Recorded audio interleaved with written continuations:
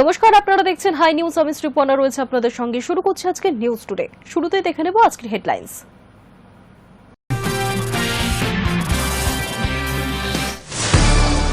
SFI Kolkata জেলা সভাপতি বর্ণনা মুখোপাধ্যায়কে তলব পুলিশের। 24 ঘন্টার মধ্যেই হাজিরা নির্দেশ। অন ডিউটি পুলিশ অফিসারকে চড় মারার অভিযোগ।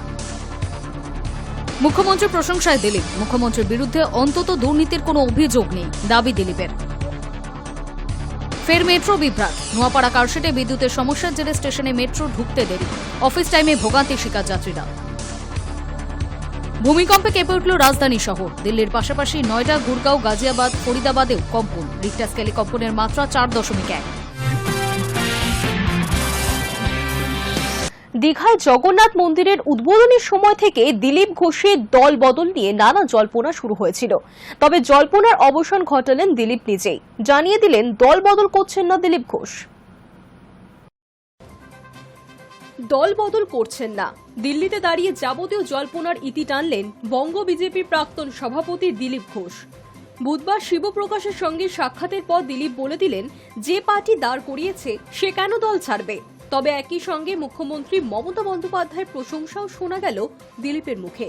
বলে গেলেন, মুখ্যমন্ত্রীর বিরুদ্ধে অন্তত দুর্নীতির কোনো অভিযোগ নেই। দিলীপ ঘোষ যে অভিমানী সেটা বোধহয় আর আলাদা করে বলার দরকার পড়ে না। বেশ কিছুদিন দলের কর্মসূচিতে দেখা যায় না তাকে।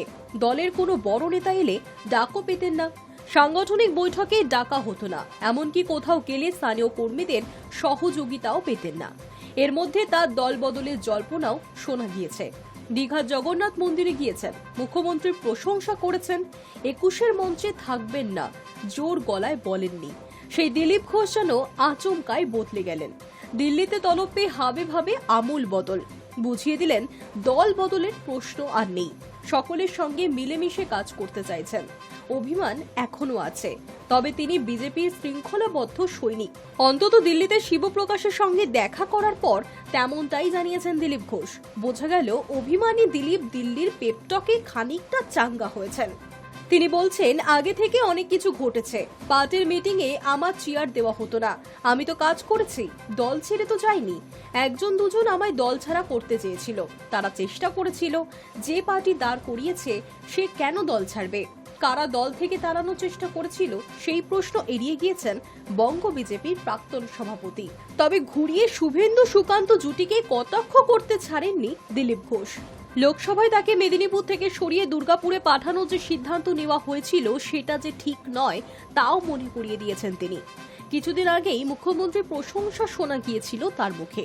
তাতে তৃণমূলের যোগের জল্পনাও তৈরি হয়েছিল। সেই প্রসঙ্গে দিলীপ ঘোষের বক্তব্য, সবার প্রশংসা করি, কারোর বিরুদ্ধে বিনা কারণে কিছু বলতে দেখেছেন কিছু? প্রশংসা করব না কেন? প্রশংসা এই কারণে করেছি যে যারা তাকে নিয়ে এত বড় বড় কথা বলছে তাদের নামে কেস আছে। যাকে নিয়ে এত চর্চা তার নামে কেস নেই কেন? আর যার নামে কেস নেই, চোর ডাকাত বলে কেউ প্রমাণ করেনি, তার সঙ্গে যদি বসি আমি খারাপ হয়ে গেলাম? মুখ্যমন্ত্রীর প্রশংসা করায় দলীয় কর্মীরা কি অস্বস্তিতে পড়েছিল?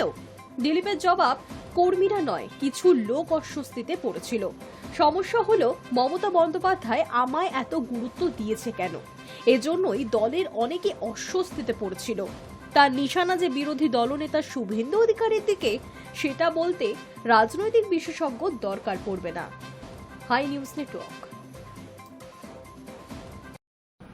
অন ডিউটি পুলিশ অফিসারকে প্রকাশ্যে চড় মারার অভিযোগে এসএফআই কলকাতা জেলা সভাপতি বর্ণনা মুখোপাধ্যায়কে তলব করল পুলিশ।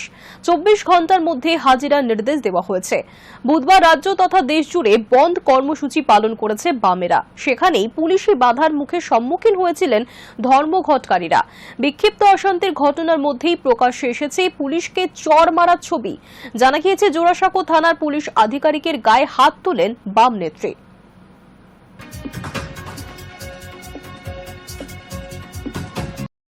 বেসরকারি নার্সিংহোমে তাণ্ডব চালানোর অভিযোগ। তৃতীয়বার নোটিশ পাঠিয়ে তলব করা হল বিজেপি নেতা কৌস্তব বাগচিকে। বেসরকারি নার্সিংহোমে তাণ্ডব চালানোর অভিযোগে তৃতীয়বার নোটিশ পাঠিয়ে তলব করা হল বিজেপি নেতা কৌস্তব বাগচিকে। বুধবার বিজেপি নেতাকে দেওয়া নোটিশে আগামী শনিবার সকাল 11টায় মোহনপুর থানায় হাজিরা দিতে বলা হয়েছে।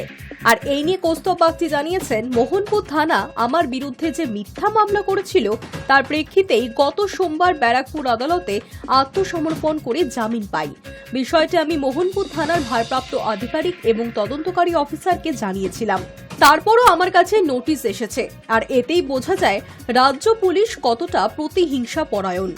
যদিও পুলিশ সূত্রে জানা গিয়েছে, তদন্তে সহযোগিতা করা, তলব করলে থানায় হাজির হওয়া এই শর্ত সাপেক্ষেই আদালত কৌস্তবকে জামিন দিয়েছে। তাই তদন্তের স্বার্থেই তাকে তলব করা হয়েছে। প্রসঙ্গত, গত 1 জুলাই ব্যারাকপুরের ওয়ারলেস মোড় সংলগ্ন বেসরকারি হাসপাতালে রোগী মৃত্যুর ঘটনায় বিজেপি নেতা কৌস্তব বাগচির বিরুদ্ধে আঙুল উঁচিয়ে চিকিৎসকদের হুমকি, শাসানোর অভিযোগ ওঠে। ঘটনার ভিডিও সোশ্যাল মিডিয়ায় ছড়িয়ে পড়ে, তার ফলে ব্যাপক চাঞ্চল্য ছড়ায়। বেসরকারি হাসপাতালে শুধু বিজেপি নেতা নন, আরও অনেকেই উত্তেজনা ছড়িয়েছিল বলে অভিযোগ। তদন্তে নেমে কৌস্তব সহ আরও একজনকে চিহ্নিত করা হয় বলেই খবর। High news network. ফের মেট্রোতে বিভ্রাট। বৃহস্পতিবার সকালে নোয়াপাড়া কাশিরে বিদ্যুতের সমস্যার জেরে স্টেশনে মেট্রো আসতে দেরি করে, যার জেরে ব্যাপক ভিড় জমে যায় স্টেশনে। অফিস টাইমে ভোগান্তির শিকার হতে হয় যাত্রীদের।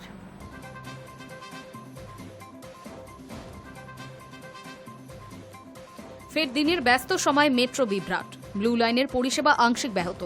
বৃহস্পতিবার সকালে নোয়াপাড়া কারশেডে বিদ্যুতের সমস্যার জেরে বিভিন্ন স্টেশনে মেট্রো আসতে দেরি করে, যার জেরে ব্যাপক ভিড় জমে স্টেশনগুলিতে। যাত্রীদের অভিযোগ, অফিস টাইমে সমস্যায় পড়তে হয় তাদের। মেট্রো সূত্রের খবর, এদিন সকাল 8টা নাগাদ নোয়াপাড়া কারশেডে 3rd লাইনে সমস্যা দেখা যায়। ফলে কারশেড থেকে মেট্রো রেকগুলিকে লাইনে আনতে সমস্যা হচ্ছিল। ফলে দক্ষিণেশ্বর থেকে দমদম পর্যন্ত পরিষেবায় সমস্যা হয়।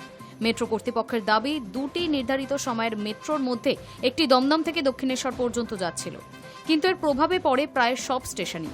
যাত্রীদের অভিযোগ, ব্যস্ত সময় 2টি মেট্রোর মধ্যে অনেকটা সময়ের ব্যবধান থাকছিল। ফলে স্টেশনে স্টেশনে ভিড় জমছিল, অত্যাধিক ভিড় হচ্ছিল মেট্রোতেও। তাদের আরও দাবি, প্রায়শই কলকাতা মেট্রোয় এই ধরনের সমস্যা তৈরি হচ্ছে, যার জেরে নিত্যযাত্রীদের সমস্যায় পড়তে হচ্ছে।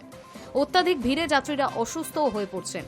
প্রসঙ্গত, গত 30 তারিখ সকালেও ব্যাহত হয়েছিল পরিষেবা। চাঁদনীচক ও সেন্ট্রাল স্টেশনের মাঝে লাইনের ওপর জল জমে গিয়েছিল, যার ফলে ময়দান থেকে কবি সুভাষ এবং গিরিশ পার্ক থেকে দক্ষিণেশ্বর পর্যন্ত চলছিল মেট্রো। মাঝের অংশে বন্ধ ছিল মেট্রো পরিষেবা। High news network.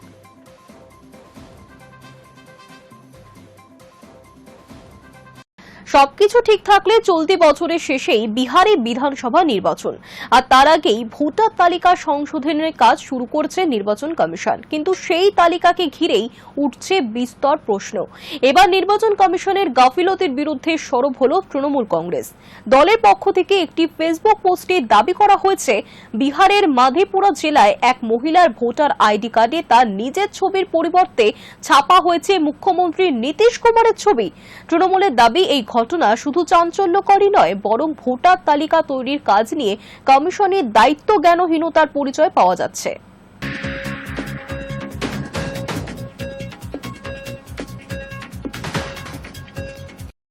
সাত সকালে কেঁপে উঠল রাজধানী শহর। দিল্লির পাশাপাশি নয়ডা, গুরগাঁও, গাজিয়াবাদ, ফরিদাবাদেও কম্পন অনুভূত হয়েছে। রিক্টার স্কেলে কম্পনের মাত্রা 4.1। ক্ষয়ক্ষতির খবর এখনো পাওয়া যায়নি। বৃহস্পতিবার সকাল 9:04 নাগাদ জোরালো ভূমিকম্পে কেঁপে ওঠে দিল্লি এবং তার পার্শ্ববর্তী অঞ্চল। জাতীয় ভূমিকম্পন পরিমাপ কেন্দ্রে বা ন্যাশনাল সেন্টার ফর সিসমোলজির তথ্য অনুযায়ী এই ভূমিকম্পের কেন্দ্রস্থল ছিল হরিয়ানার ঝাজ্জর জেলার মাটি থেকে মাত্র 10 কিলোমিটার গভীরে। রিক্টার স্কেলে কম্পনের মাত্রা 4.1। দিল্লির পাশাপাশি কম্পন অনুভূত হয়েছে নয়ডা, গুরগাঁও, গাজিয়াবাদ এবং ফরিদাবাদেও। তবে এখনো পর্যন্ত কোনো ক্ষয়ক্ষতির খবর মেলেনি। কম্পন অনুভূত হয়েছে হরিয়ানার সোনিপত, রোহতক এবং হিসারেও। ভূমিকম্প অনুভূত হওয়ার কিছুক্ষণের মধ্যেই বিষয়টি নিয়ে সমাজ মাধ্যমে পোস্ট করতে দেখা যায় বহু মানুষকে। আতঙ্কে বাড়ির বাইরে বেরিয়ে আসেন বাসিন্দারা। দিল্লি এবং গুরগাঁওয়ে প্রচুর অফিস রয়েছে। ভূমিকম্পের সময় সেই অফিসগুলির কম্পিউটার কাঁপতে শুরু করেছিল বলেই জানা গিয়েছে। প্রসঙ্গত, গত ফেব্রুয়ারি মাসেও ভূমিকম্পের কবলে পড়েছিল দিল্লি। সেই সময় তীব্রতা ছিল 4। তখনও কোনো ক্ষয়ক্ষতি হয়নি। ভূবিজ্ঞানীদের মতে, ভৌগোলিক অবস্থানের কারণে দিল্লিতে ভূমিকম্প অস্বাভাবিক নয়। High news network.